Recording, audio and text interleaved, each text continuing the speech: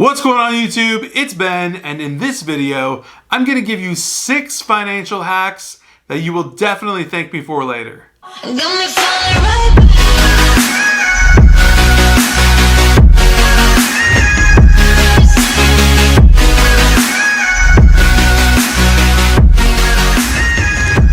Guys, thank you so much for checking out another one of my YouTube videos. My name is Ben Nader. If you're brand new to the channel, I am an entrepreneur. I run a recruiting agency. I also vlog on things like finance, entrepreneurship, and business. Pretty much everything in between. If you enjoy those things, you should definitely become a subscriber.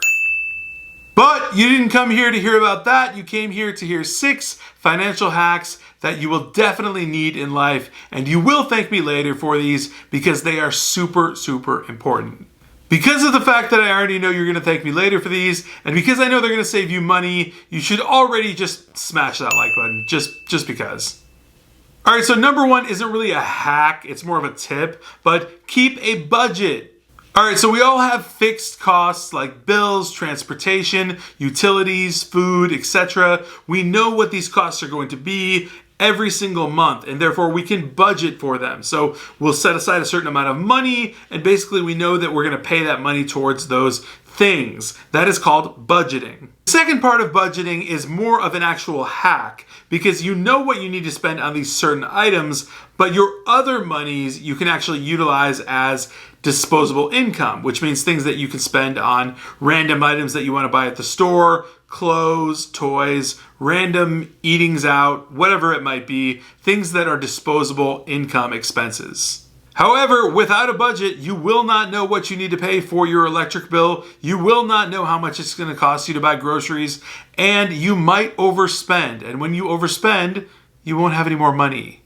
That, my friends, is why budgeting is critical. Number 2 financial hack here is to pay yourself first, always. So I definitely understand that this flies in the face of exactly what I talked about in another video, which is to not save your money, but you do indeed have to pay yourself first. That can mean many different things. So if you work a 9-to-5 job or if you run your own business, you're going to get money at some point, whether it's once a week, every 2 weeks, etc. And when you get that money, you have to pay yourself. You can do that in multiple ways. You can either invest in certain things or add more money to your current investments, or you can literally just pay yourself and put money in your wallet for your disposable income or whatever it might be.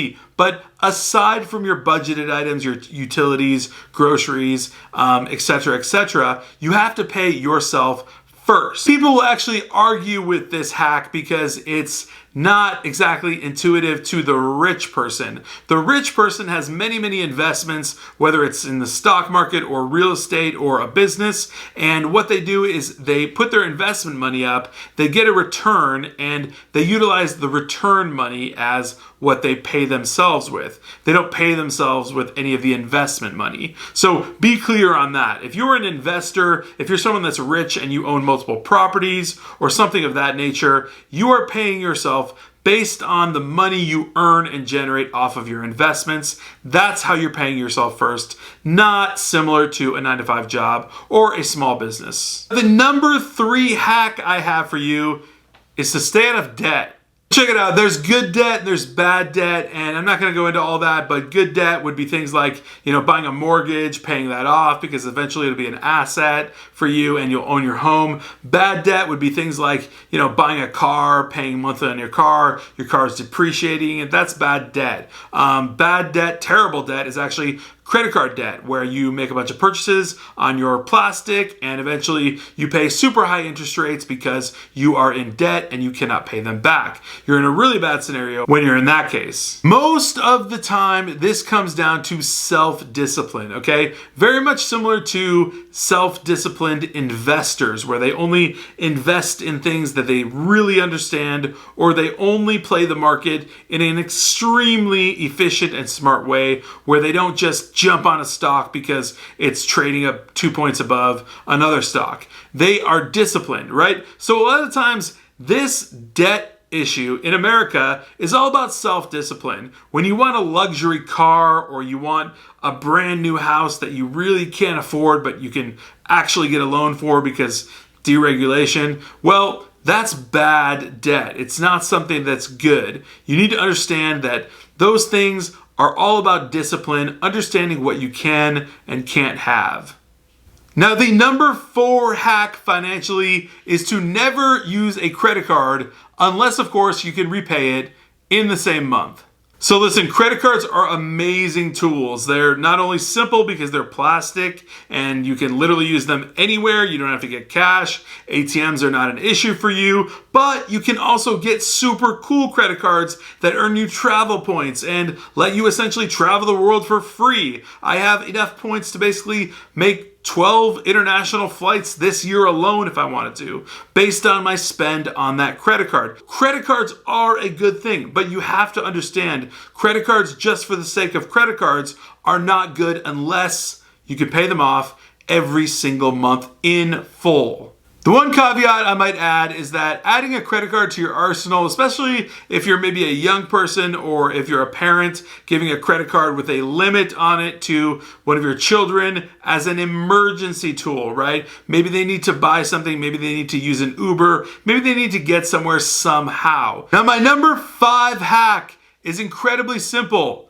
Spend less than you earn. Now guys, listen, this is exactly like exercise. You cannot ingest more calories than you are burning if you expect to lose weight. It's not going to work. The way we spend more than what we earn is using things like loans and credit cards and things that we shouldn't really do. Again, circling back to self-discipline, understanding, am I going to be able to pay this off? Is this going to work out? Is this even worth it? And oftentimes in America especially, we are hugely guilty of this.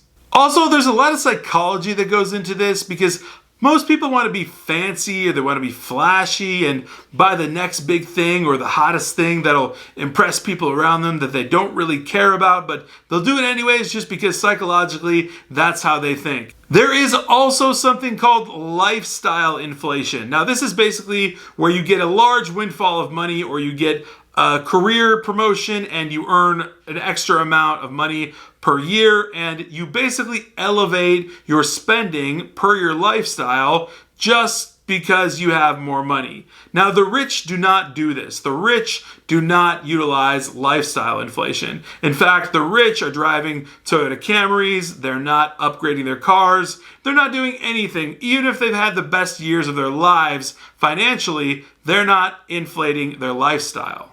Now, you could easily see why lifestyle inflation will affect you pretty much right away because in essence, you're basically trading your exact same old life for a quote-unquote new life, right? So maybe you made $50,000 and now you make $100,000. You're going to be living at the level of $50,000. Now you're going to be living at the level of $100,000. In essence, this completely defeats the purpose of whatever promotion you got or whatever windfall you got of cash money or whatever it is that you have that's new. Lifestyle inflation is a super big mistake and you should be certain not to do it. All right, so the 6th hack on finances is, of course, to have an emergency fund.